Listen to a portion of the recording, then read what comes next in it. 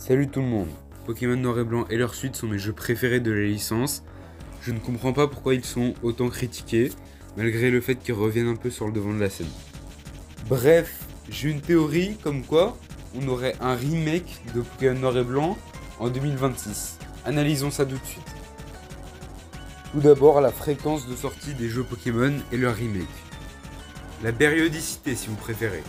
Depuis Pokémon X et Y, on a un jeu tous les 3 ans, enfin une nouvelle génération tous les 3 ans, et on a toujours eu un jeu tous les ans, presque. Mais alors, quand sont-ils des remakes? Eh bien, on prend en compte les sorties japonaises. Pokémon Rouge et Vert sont sortis en 1996 et Rouge Feu Vert Feuille en 2004. Rouge Feu Vert Feuille et Émeraude sont sortis la même année au Japon, en 2004, mais bref. Or et Argent sont sortis en 1999, AGSS sont sortis en 2009. Ça fait donc 8 ans pour Rouge Feu Vert Feuille, 10 ans pour AGSS. Pokémon Ruby et Saphir sont sortis en 2002 et Rosa est sorti en 2014. Ça fait donc 12 ans. Mais alors, pour la 4G, on a un petit problème. Le Covid, bien évidemment, les plus malins auront compris cela. Car Diamant et Perle sont sortis en 2006, au Japon évidemment, toujours. Mais Depths sont sortis en 2021 dans le monde entier. Je pense que Depths devait sortir en 2020 pour respecter la périodicité habituelle des remakes.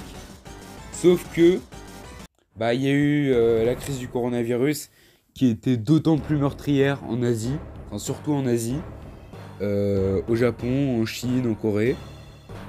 Pour ne prendre que, mais du coup ça fait 15 ans pour la 4ème génération. Donc je récapitule. Rouge et Vert 96, Rouge Vert Feuille 2004, 8 ans. Or et Argent 99, AGSS 2009, 10 ans. Ruby Saphir 2002, Rosa 2014, 12 ans. Diamant et Perle 2006, Depths 2021, 15 ans. Mais du coup, quel rapport avec Pokémon Noir et Blanc? Et bah c'est très simple. Pokémon Noir et Blanc sont sortis en 2010 et du coup, est-ce qu'on aurait un remake de Pokémon Noir et Blanc en 2026 malgré le Covid? Est-ce que le Covid chamboule ou pas la périodicité? Pour moi non, d'autant plus que maintenant on va avoir un nouveau point. L'écart de sortie entre tous les remakes. Rouge Feu Vert Feuille 2004, AGSS 2009, ça fait 5 ans. AGSS 2009, Rosa 2014, ça fait 5 ans, mais là on a un problème parce qu'il y a 7 ans entre Rosa et Depths. Il était censé y avoir 6 ans, et en 2019 ils étaient obligés entre guillemets de faire une nouvelle génération pour respecter les 3 ans de périodicité.